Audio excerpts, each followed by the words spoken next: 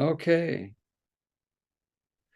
Well, we'll go ahead and get started then. Welcome, everybody. I'm Mark Mendenhall, partner in the Kozai group, and joining me today is Allan Bird, who's president of the Kozai group.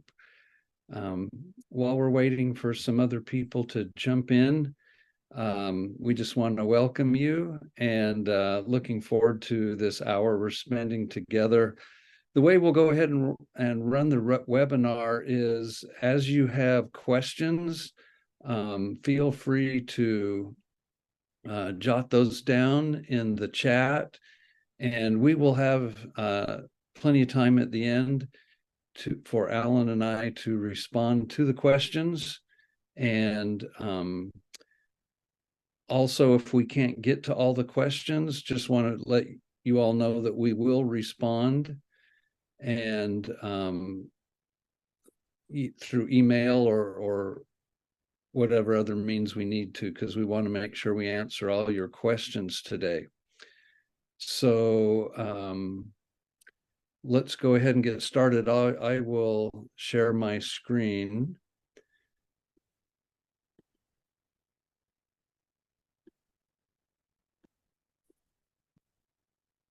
Hold on a minute here. Whoops, you don't need my calendar, I don't think. Let me pull up. Okay.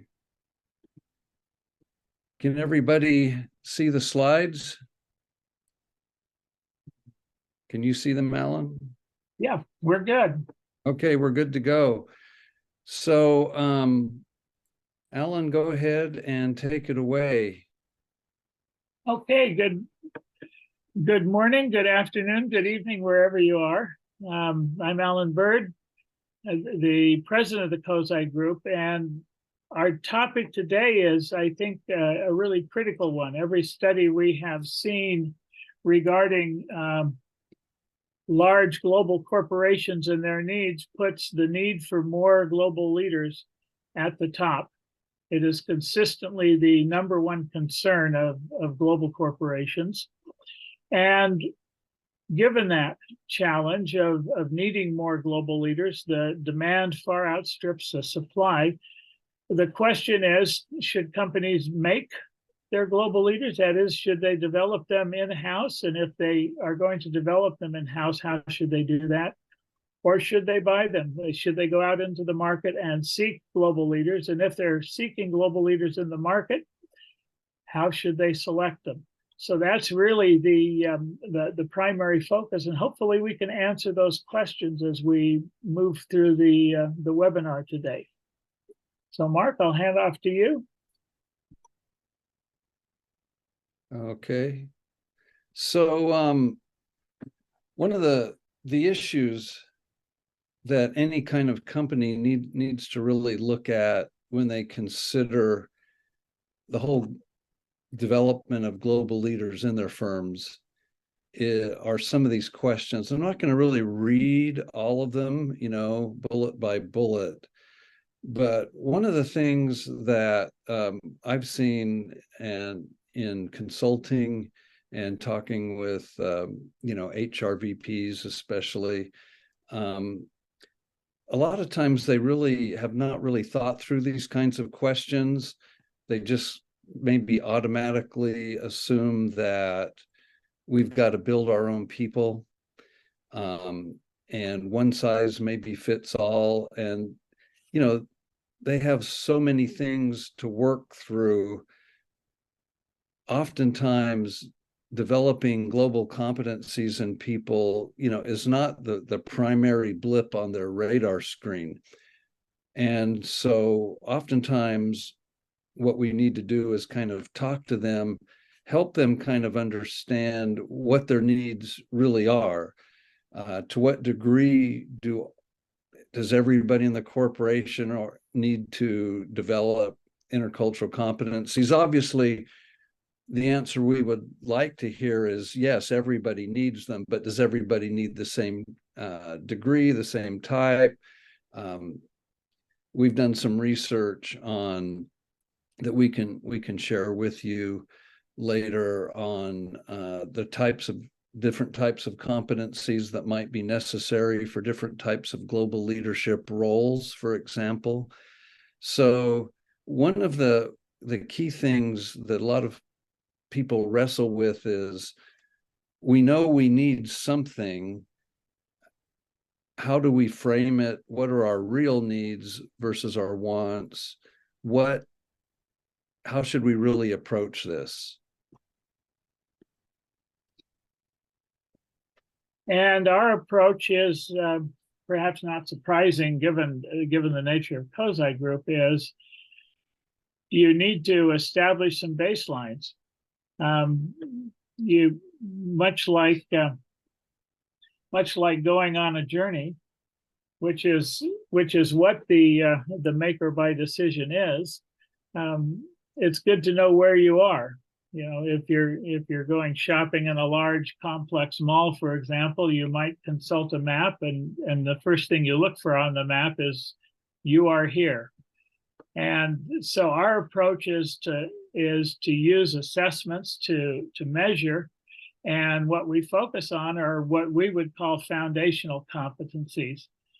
And what we mean by that are the competencies that global leaders or potential or future leaders that a company wants to develop or hire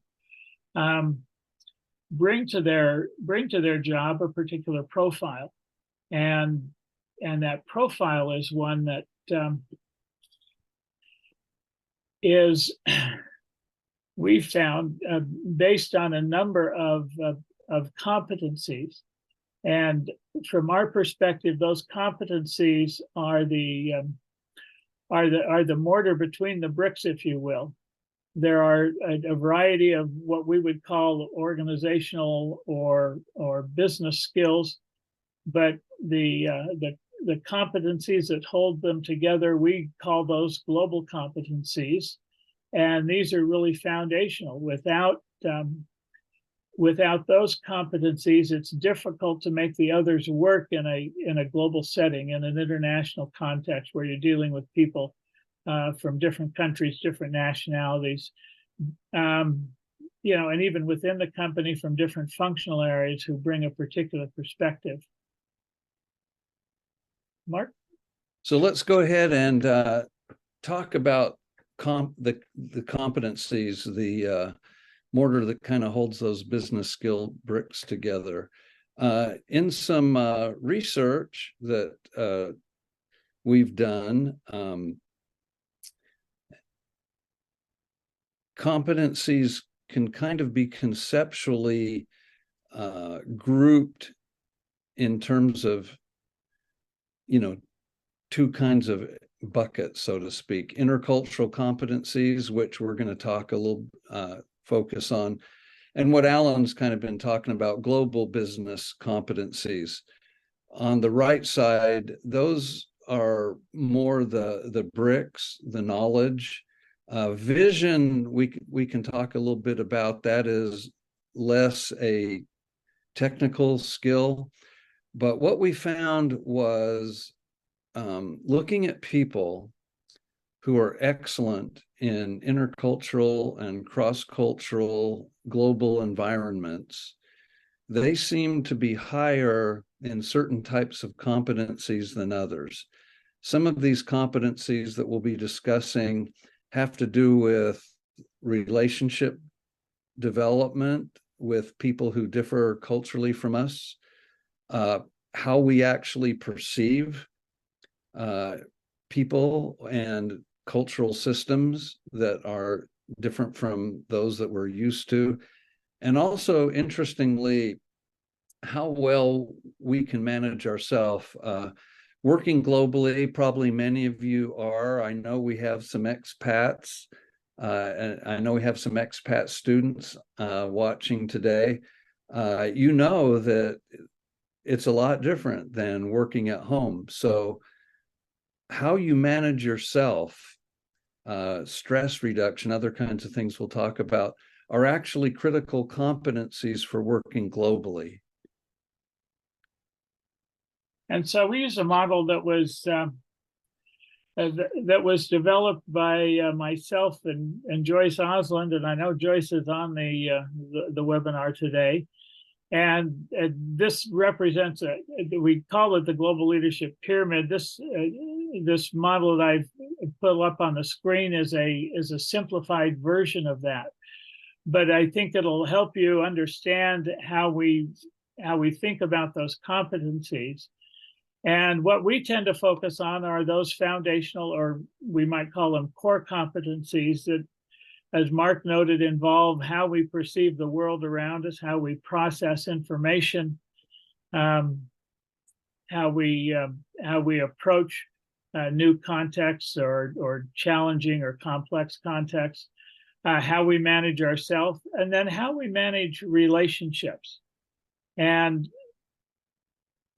what we have identified is that people who have a strong foundation in that, or people who can develop a strong foundation on that, are much better positioned then to address what Mark has called the bricks, and what Joyce and I at one time called the higher level competencies. And by higher level, I guess I would say that we view these as system level skills. The global business knowledge, the global organizing expertise, the vision, and the like have to do with how we manage in a larger context beyond just one-to-one relationships. But it's hard to do that without a strong foundation. I'm not saying it can't be done, but it's significantly more difficult. And we've both kind of touched on this, and Allan just really described these. So these are the key factors. And just to reiterate what Allan said, you can know a lot, you can have amazing financial acumen, but we argue, without these core, if you will, competencies,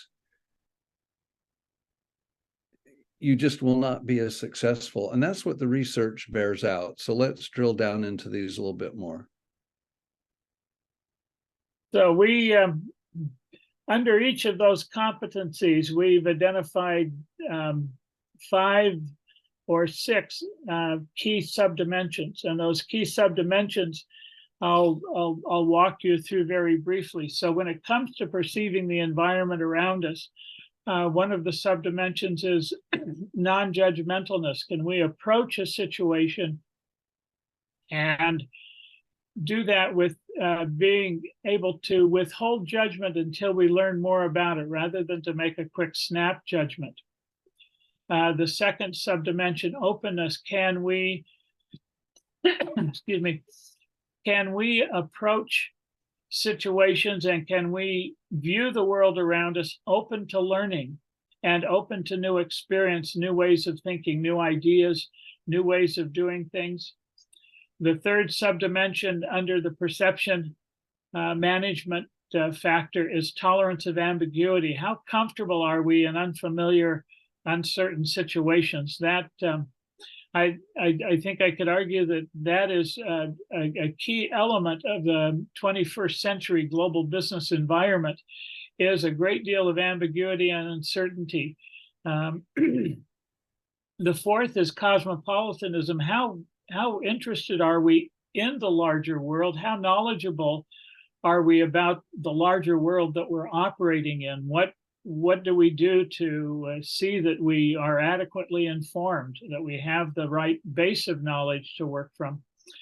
And then the last one under perception management is interest flexibility. Basically, can I adjust my interest? Can I adapt, be flexible as I navigate this new environment?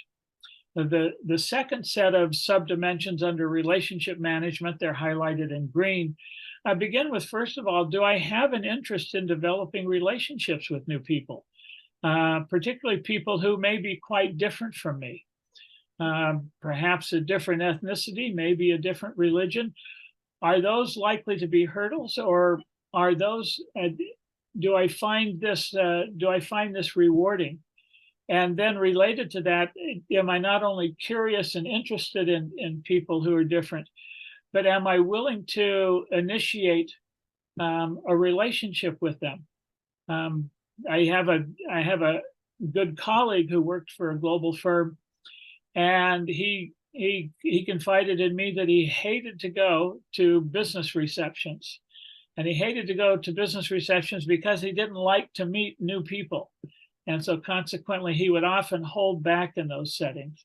So interpersonal initiation looks at, to what extent are you comfortable doing that? Are you willing to establish relationships? Emotional sensitivity, the third subdimension, relates to our ability to, I would say, read others, to pick up on their emotional state.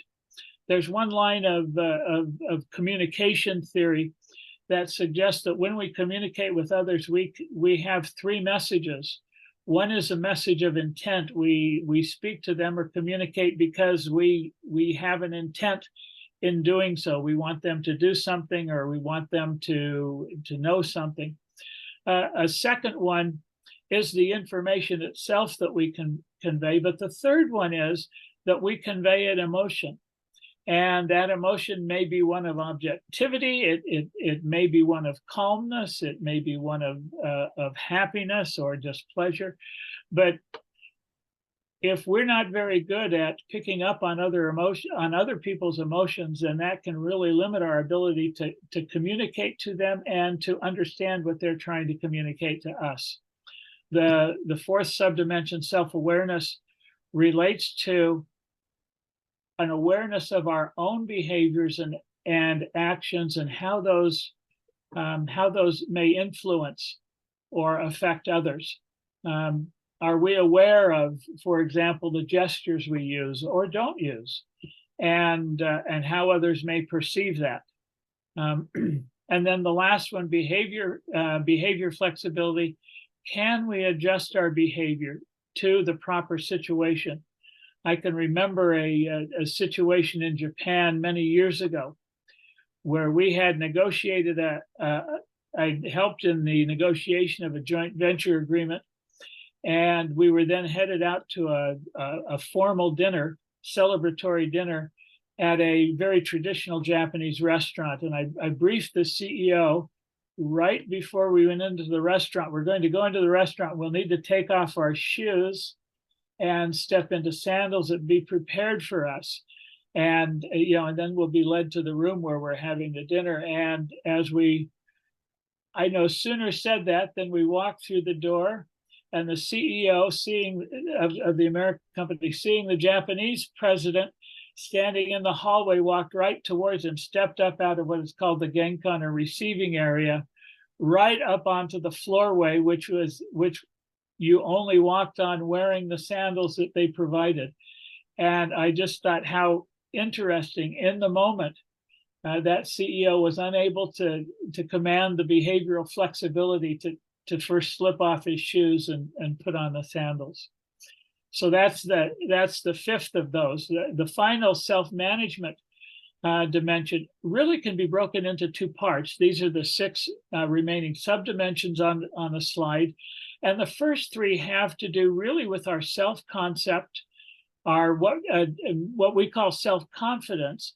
Is our confidence not necessarily that we can do everything, but that if we concentrate and work hard and apply ourselves, we can develop the capability to do what we need to do. And then the third one is our self-identity. Do we know who we are? Do we understand ourselves, to what we value? So these are about self-confidence and how we approach things. I skipped over the first one, optimism. Consistently, optimistic people tend to be more effective in intercultural contexts and in global contexts, uncertain contexts, than others. The remaining three relate very closely to how we manage the stress, as Mark pointed out.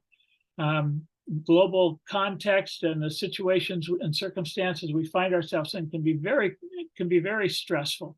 So first of all, do we have emotional resilience? Are we what psychologists might call psychological strength? Can we handle stress well? Can we recover from stress? Are stressful events something that perhaps really weaken us and are difficult for us to cope with. And then related to that, some people have high levels of what is called non-stress tendency. This is essentially the ability to remain calm in highly stressful situations. And so we look at that. And then finally, what do we do to manage stress? Do we have good practices? Do we get sufficient sleep? Do we eat a proper diet? Do we work out or exercise regularly? Do we meditate or do we pray? Different approaches that are designed to help us overcome and cope with the stress of the situation. So those are the fundamental competencies as broken down into the three groups of perception management, relationship management, and self-management. I'm going to hand it over to Mark. I've been doing a lot of talking. No, that's great. And what we do in our coaching, consulting, our approach is we have instruments that we've developed to measure all of these dimensions, or you could say competencies that Allan just described. And it's critical that people have a baseline to work off of. It's hard to know how to develop oneself if you don't know where to start or you don't have this kind of self-knowledge.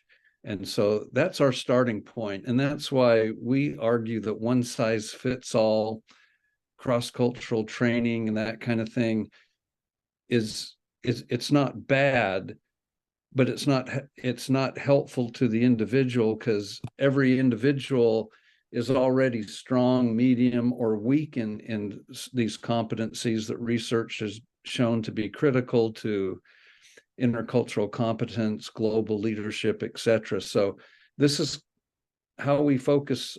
This is what we focus on with people to try to help them strengthen that mortar, so to speak. So the fundamental process that I've alluded to is phase one that I just described is without an individual assessment. Without that, it's really, really difficult to know what one needs to work on. It's also I've learned through my career that oftentimes people are not aware of their strengths, or if they're aware of them, they're only aware of them in really kind of general ways, kind of like a gestalt. People say, I'm good at this, I feel I'm good at this. But sometimes by seeing through measured results that they're strong in specific competencies that are detailed out for them, it helps them learn how to deploy their strengths better and to feel more confident about doing it. Mark, if I can jump in here. Yeah. Sometimes people have a general awareness, as you suggested, but they don't have a vocabulary for talking about it.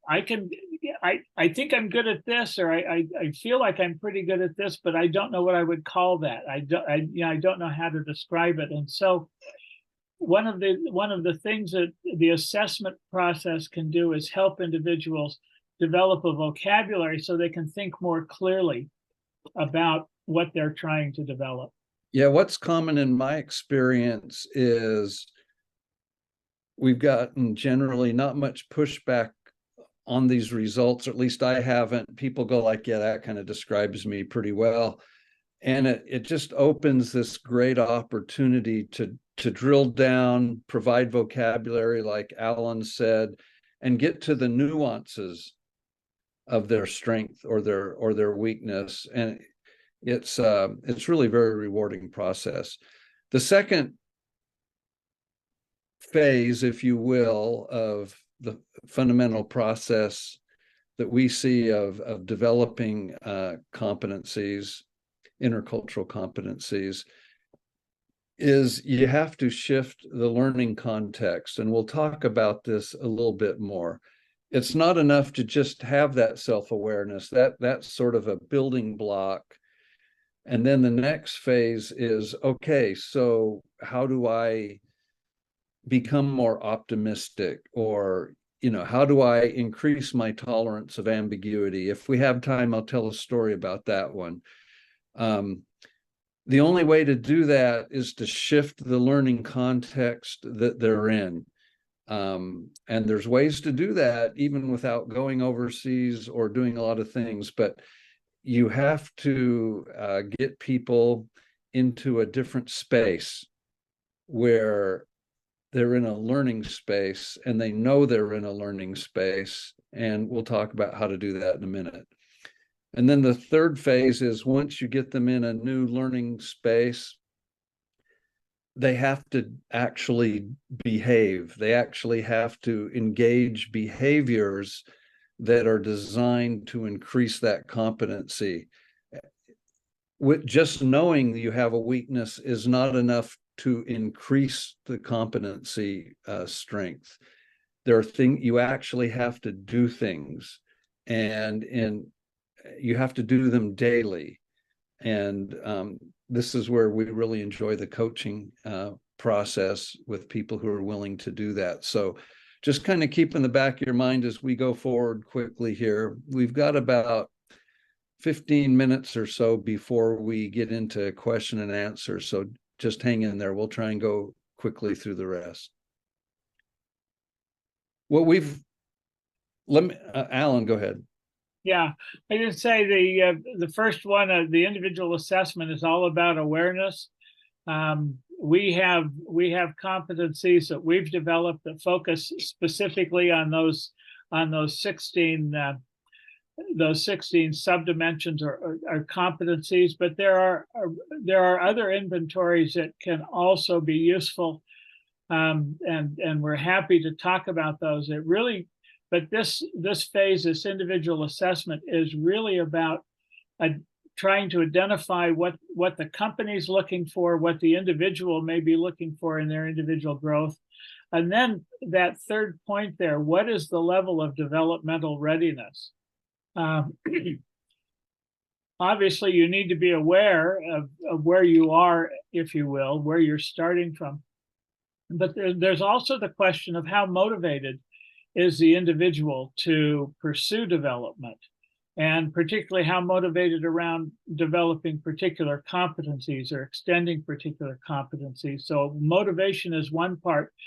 And the other part is what I would call the capability. So there's a motivational element and a capability element. And the capability element is, one, are you in the proper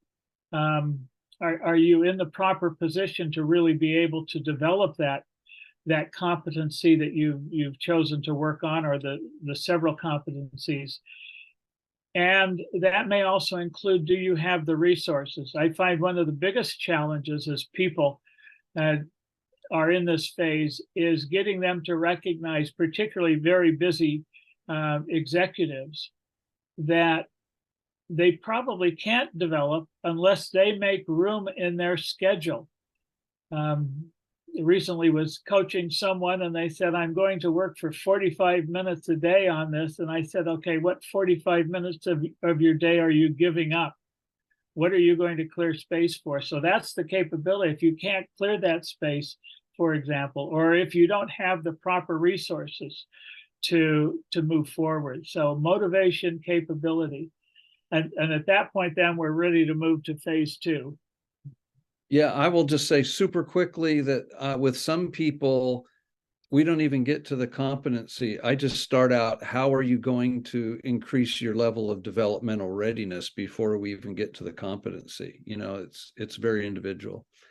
Shifting the learning context, I'll be very brief on this. After we have a self-awareness of what needs to be worked on, the learning context, and this is different for everybody given their situations, you have to create a space for them, or they really have to create a space for themselves where the dimensions require them to do something new, which is novelty.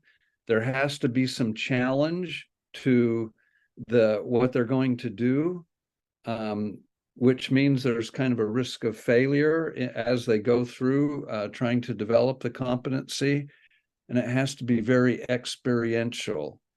And so I know all of that is kind of conceptual at this point, but let me give a super quick example. An Austrian accountant I was working with knew that she was going to be working internationally in international accounting, and had a very low tolerance of ambiguity. She knew that. The score didn't surprise her. And she knew she had to do something. She was a control freak. Her complete week was managed, et cetera, et cetera. And so she had to create spaces for herself where she experienced ambiguity. And what she initially did was every day she basically put in her planner an open space where nothing was planned, and she would have to do something that she would normally not do. And if we have time, I'll go on. But that was her first step that led to her developing a high tolerance of ambiguity. So new contexts have to be created in people's lives where they, if you will, play around, try to develop the competencies. Okay, Allan. Sorry, I dropped off there for some reason for a minute, so I didn't catch the last of your comment. The from knowing to doing, the personal development plan is, and pardon, I didn't hear the last of Mark's comments, but the personal development plan is, I believe, absolutely critical to development. Every company that I've worked with on global leadership development programs has had in some form or another the development of an individualized plan. And the reason for that is because development is, as Mark noted earlier, for each individual is highly specific. We all are in different places. And so if the plan isn't personal, it is not likely to be as effective. And then the doing part of that often involves coaching, follow-up, and there are a number of different approaches to that, and some sort of accountability process. We generally do that by encouraging people to, in addition to a coach or a mentor relationship with someone, to have someone who is who they can report to or check in with on a regular basis, not to be coached but to be held accountable. That is someone who will say, okay, you said you were going to do this. How's that going? You know, are you struggling with that? Are you seeing rewards from that? All of the research we have related to goal achievement indicates that accountability is extremely important. So some of you have heard of the 10, 20, 70 learning kind of framework. If we look at traditionally what's gone on in cross-cultural training, intercultural training, etc., oftentimes what companies' knee-jerk approach to this is to go down into the 10% area, seminars, films, but just briefings, etc., which have very low degree of experiential rigor and not a lot of feedback in terms of how they're doing. It's just very passive learning. What's also that what's better is kind of a good, better, best situation. What's better are some of these other examples that we have here. There's more experiential rigor. There's more kind of feedback sources in the sense of they're having to actually do more things. They're having to engage, for example, they have to do a role play, they have to do something. But these, while better, are not primary. It turns out that 70% and again, I'm kind of really summarizing, a lot of research here. But the lion's share of developing skills and competencies is where experiential rigor is high in the situation, meaning you have to do things. You have to go out and actually experiment with new behaviors. You have to learn to take off your shoes in the restaurant, like Allan was saying. And where you're getting lots of feedback all the time about how you're doing, and not necessarily formal feedback, but informal feedback. You're in this constant give and take of experiential learning all the time. Now, we don't have a lot of time to go into some of these examples. Mark, can I step in here and just add something? Sure. As you look at this framework and this model and where the growth is greatest, and think in terms of degree of experiential rigor and the number and the value of feedback sources. I think it's useful to understand that what we're doing in this developmental process is really transformational, and we know something about transformational experiences. And there are 4 elements that make experiences transformational. The first is complexity. Complex experiences have the ability.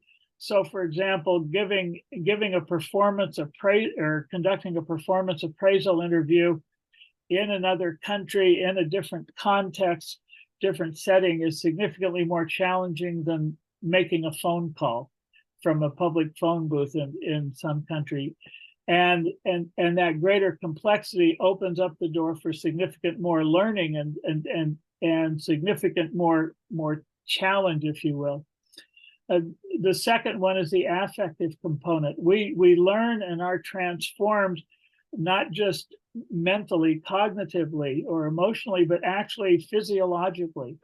When we go through powerful experiences, the brain releases adrenaline and other chemicals that actually help forge neurosynaptic connections in our mind that allow us to recall those more clearly and recognize them. The third one is intensity. When we experience intense situations, and again, we can think of more or less intensity, we tend to focus more of our mind, more of our body is drawn into the experience, and so it tends to have a greater impact. And then the fourth one is relevance. When we have experiences we see as being relevant to us, to our growth, to our development, to our career, then we understand that we tend to be changed by those. And I'll simply note that the first 3 are part of the experience. The fourth one, relevance, is something that we may understand after the fact. We may come back to an experience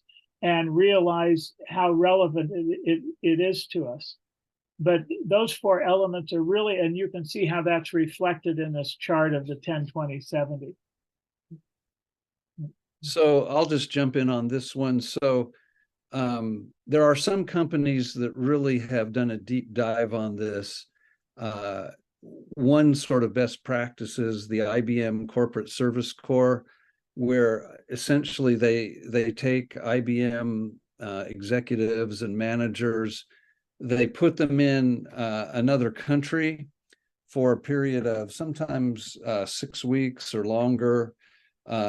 All these vary by company, but Plesmach and Stahl back in 2011 did a fascinating study on these kinds of programs that some corporations run. And I would just like to tie it to what you said, Allan. If we look over here at the key learning mechanisms, what was it about the situation they put these people in and the having to problem solve with oftentimes people in villages and in developing countries and stuff? They had to resolve tension and paradoxes. And in order to get the job done, they had to construct a new worldview. They had to change how they thought, the perception management. And they had to cope with adversity and strong emotions, which Allan just mentioned, without being in these experiential experiences. We just don't learn as well. The traditional, we all know that we learn best when we're out of our comfort zone, and we don't want to go out of our comfort zone. And so some of these companies have really put together some very interesting training that affects people at the cognitive, affective, and behavioral levels. And then you can kind of see what the outcomes were in people. We've been to presentations where people who have been through these programs have spoken about how it's just changed their lives. It's really, really pretty amazing. So one of the things we're going to end here is we've got about 3 minutes. So I just want to end with this, and then I'll let Allan end with something. Then we'll take question and answers. One of the things that I think I want to leave everybody with is, unlike IBM Corporate Service Corps, we have found you don't necessarily need to get people into another country to help them develop intercultural competencies. USB Bank in Switzerland and others have found that you can change the learning context without people having to go overseas. I do it with undergraduate students, MBA students, executive ed students. They work on developing competencies right here, without leaving the country. And we can, if any of you, are interested in that, we've written about this, we can share things with you. But going back to that Austrian accounting student, after 7 weeks, she had increased her ability to tolerate ambiguity and actually enjoy it. I follow simply by every day doing something she normally wouldn't do, which initially scared her to death. But she started doing something like just reading a novel. She was just, she was a work freak. By the end of 7 weeks, she was eating new cuisine. She was sunbathing. She was doing all these things she would never do. And there were other things we had her do. And she was doing this every day for like about 15 minutes to half an hour, forcing her to be in situations that were ambiguous because they weren't planned. I tracked her 6 months later, and she was now working in a job in international accounting, which is highly ambiguous for a multinational firm. And she said, if I had not had that master's class from you, I wouldn't have been able to do this job. And so here's someone who didn't have to leave Vienna in order to strengthen the competency of tolerance of ambiguity. So Allan, I'll let you end, and we can take any questions and answers. Okay, I'll just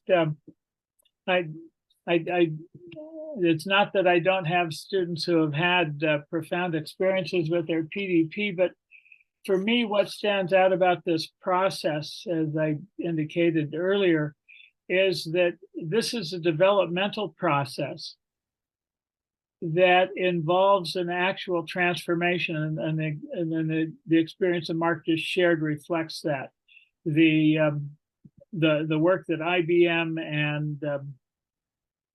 and PricewaterhouseCoopers and others have engaged in through these various service learning activities have been quite profound. And with regard to where you have to go to do that, you just have to change the context. So for Novartis, the Swiss pharmaceutical company, their service project didn't involve going anywhere outside of Switzerland. In fact, it didn't involve even going out of town. It involved working with different communities. For example, at one time they were heavily involved, this goes back in time with the AIDS community when they were still searching for cures for AIDS and issues around that. They had employees take time out from their job, and for some of those employees, it was an extraordinary experience. It's one thing to be working for a pharmaceutical company looking for cures for AIDS or other diseases. It's quite another to find yourself right in the middle of those affected communities and having to work under very different circumstances. And the key point for me is that we're involved in, as we develop global leadership capabilities, we're really involved in a transformational activity. And I think it's important to remember that. We don't always know where that will lead, but I have a good friend, and I think Bjorn's on the call. Bjorn Ekelund, good colleague, has always convinced me that if the process is good and the people are good, the outcome will be good. And I think what we've shared with you today is a reflection of that. This approach to how we develop people is a good process, and when we put good people into it, the outcomes are good. They are transformed. So thank you very much. I'm going to go to the chat now. And well, let's see. I see that there's a separate Q&A section here. James asks, who is managing this process in companies? Is it in the HR department? Do they tend to outsource it to consultants? I'll go ahead. I mean, Allan, you can chime in. Every company I found is kind of different. In some, I worked with IBM in the past, not on their corporate service corps, but in IBM Japan with some of their expatriate executives, and that was from the VP of HR of IBM. In other cases, it's a subsidiary director who's like, we just need to increase global competencies. I found that it kind of varies, but I don't have a good sense of percentage-wise, like to what degree is it mostly HR directors versus line managers or CEOs or, subsidiary leaders. Allan? Yeah, I'll follow up on that. A number of years back, I with a colleague, Roger Dunbar, we worked with Ernst & Young to conduct a study among Ernst & Young clients, with their global clients, and our interest was in who's responsible for this very issue, and it was interesting. The answer we found was not the answer we were expecting to find. It is somebody in the HR department, often someone in the international HR division, most of the time at, I would say, the regional level, so like the Asia Pacific region. It's hard for global corporations to manage this process from the headquarters or from the top, except for a select group of managers, usually upper middle management, who are viewed as the future C-suite leaders of the company. But the training lower down tends to get pushed to the regionals. But here was the interesting part, and we were completely surprised. The type of approach to training and development that managers took, we found, was influenced by several characteristics. One was the gender of the international HR manager over this. Men tended to spend money. Women tended to invest in programs. When I say men tended to spend money, men would tend to say, here's some money, you need to develop yourself. We've run some tests, we may have done some baseline assessment. You should use this money to go out and get the coaching, the help that you need. As opposed to developing programs internally, that was more what women HR managers would tend to do. The second was the international experience of the managers. Managers, particularly corporate, who did not have an international experience themselves, an expatriate experience or international assignment experience, again, tended to give people money to address this problem on their own. Those who had international experience tended to take a more personal approach, which focused on how can the company support you, what can the company do to move this along. The third characteristic was, did they speak a foreign language or not? And it would break pretty much along the same lines as the international experience in terms of how companies would approach this. But at this point, the tendency tended to be more, as we moved along that path, tended to be more, do we do this in-house or do we contract it out? Those who didn't speak a foreign language, didn't have an international experience, men, I am painting an interesting profile. They tended to rely more on consultants than on developing programs in-house and doing this, having the company do it themselves. Okay, James. Also, Larissa had she was wondering if we could share some publications, and I answered her, not privately, but to everybody, just email us and we definitely can point you to some articles, research articles, evidence-based articles that can be helpful. James also asked, can you share the name of a company or two that you think does this really well? So I would like to answer that in somewhat of a strange way. Companies do this well, and then they don't do this well. It's very, very interesting. For example, PricewaterhouseCoopers, they still do some things associated with what they used to do, which I thought was a superb international service learning program, very similar to IBM's Corporate Service Corps, but they don't do it anymore. And what you'll see is that with different CEOs and budget, companies will tend to really get their act together on this, and then it will just kind of dissipate, like a lot of things in large companies. But right now, I'd say IBM with their Corporate Service Corps and other things they do, Becton Dixon, and we can kind of send you some others, but they and Allan, you can chime in, but what I've seen, and also we've worked with companies at different times where if you take that photograph, we'd say, wow, they're doing this really well. But if you take the photograph today, they may not be doing it at all. So there's kind of this,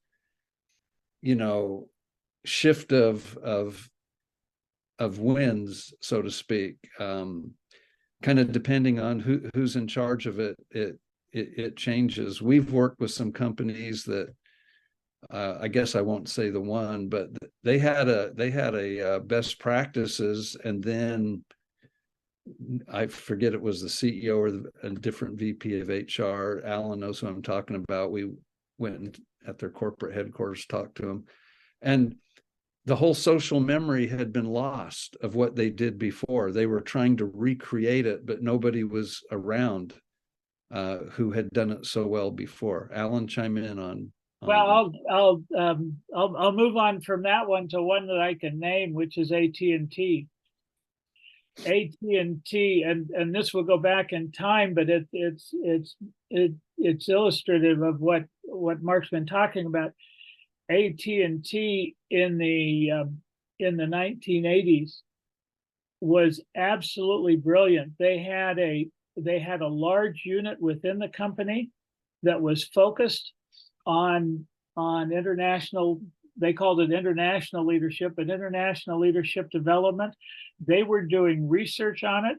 They had developed extensive profiles of managers and how they had been developed.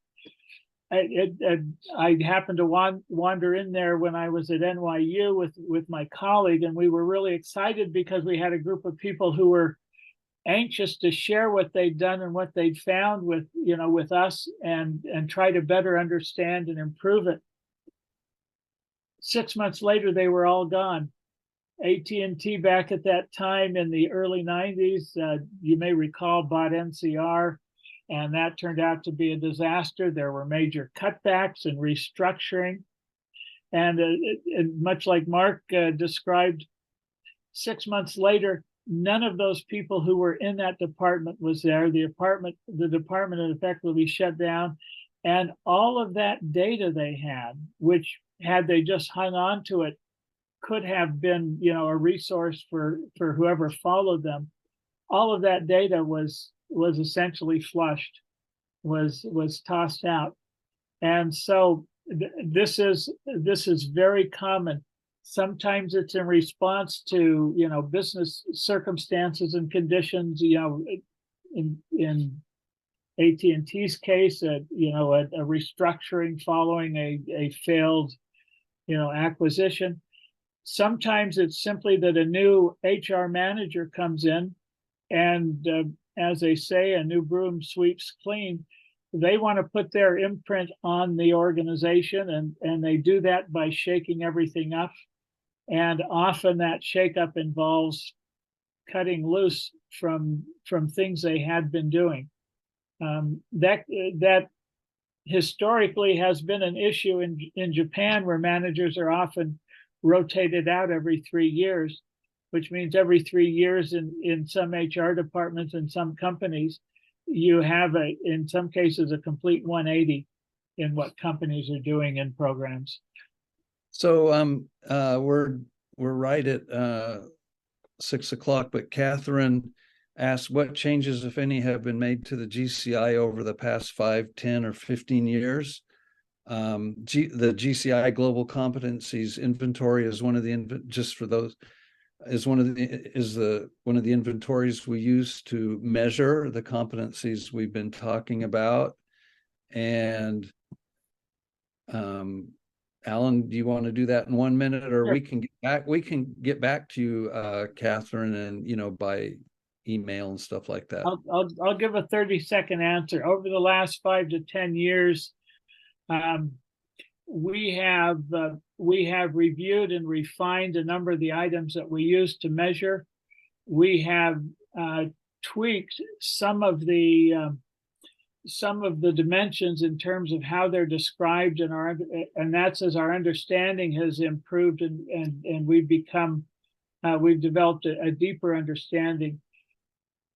We've also Mike's, one of our partners, is on the line, and Mike mentions in the chat, like what you're saying, we've improved the self-identity scale and the social desirability index as part of those refinements. So we have made refinements. On the other hand, we found that the GCI is extraordinarily robust.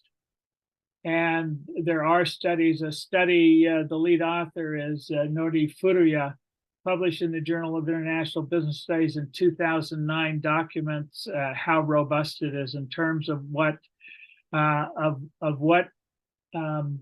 GCI can predict and what the outcomes of higher competencies are, which are improved job performance, improved knowledge transfer, improved acquisition of non-competency managerial skills. So things that weren't part of what was being developed actually improved as well, which demonstrates the dynamic impact that these competencies have. So we're at 6:01 p.m. We thank everybody for coming on. Also, foreign language acquisition. The GCI predicts that really well. Thank you for being with us. Like I said, feel free to contact us. My email is mendenhall@kozaigroup.com. Feel free to ask anything. We appreciate your time today, and we'll see you later. Thank you.